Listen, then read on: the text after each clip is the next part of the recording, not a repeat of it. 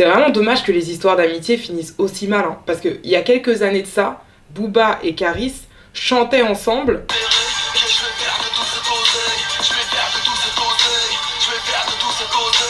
Qu'est-ce que je vais faire de toute cette oseille? Bah a priori là, si vous me posez la question, moi je peux vous le dire. Il y aura quelques dommages et intérêts à verser et au moins un parfum à rembourser. 1, 2, 3, hey.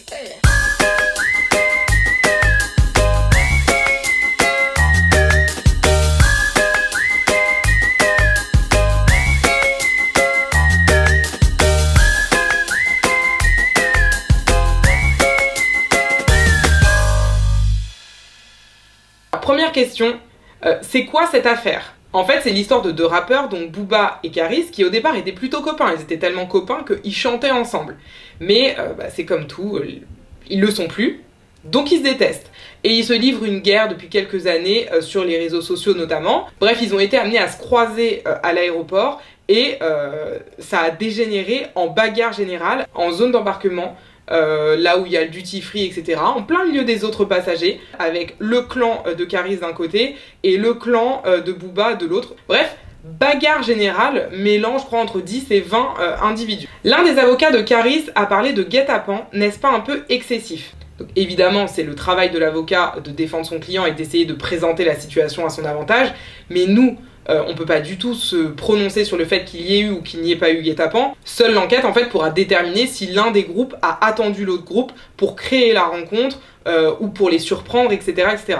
Risque-t-il d'être condamné? Alors bien entendu, s'ils sont poursuivis pour des violences ou des dégradations, ils pourront être condamnés, tant sur le plan pénal, ça veut dire éventuellement des amendes, la prison, que sur le plan civil, c'est-à-dire des dommages et intérêts qui devront être versés aux personnes qui ont subi des dommages. Et c'est d'ailleurs la raison pour laquelle chacun des deux camps essaie de se placer sur le terrain de la légitime défense en disant qu'il a été agressé, parce que par définition, celui qui va à la rencontre pour déclencher des violences a une part de responsabilité a priori plus grande que celui qui n'a pas participé au déclenchement de la rixe. Est-ce que le fait que ce soit des stars va aggraver leur cas? La loi est en principe la même pour tous, donc en principe les juges devront les traiter comme n'importe quel autre citoyen.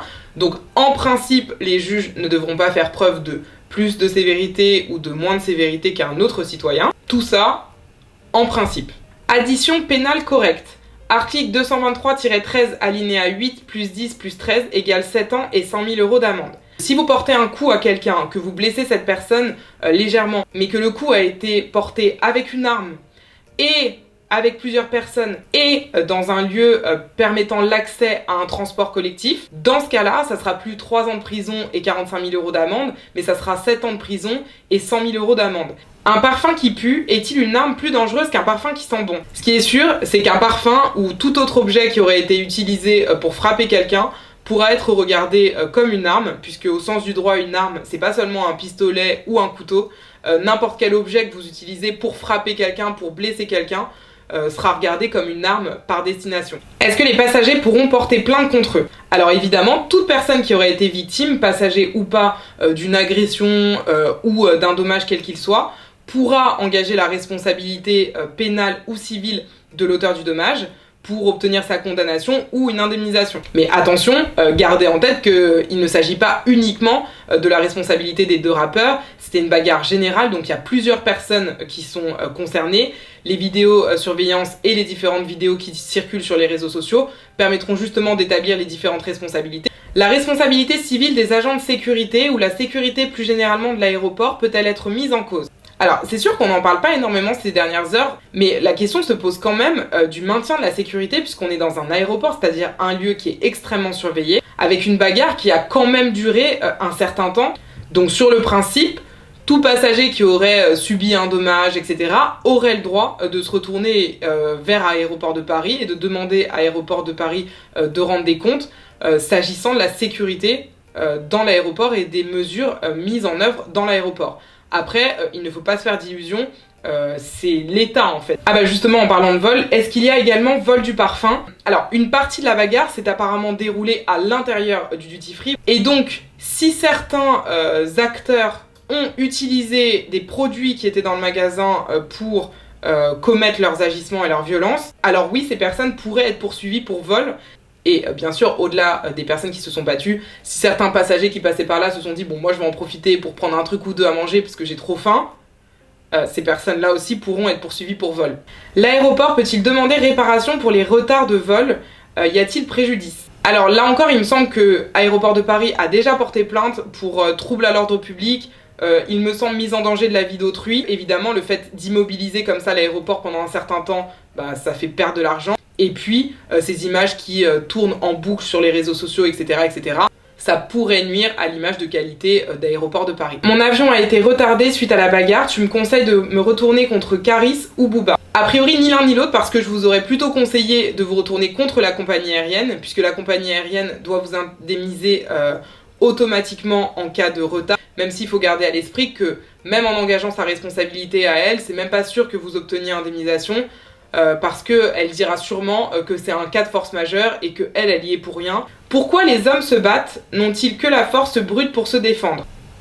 Je sais pas quoi dire.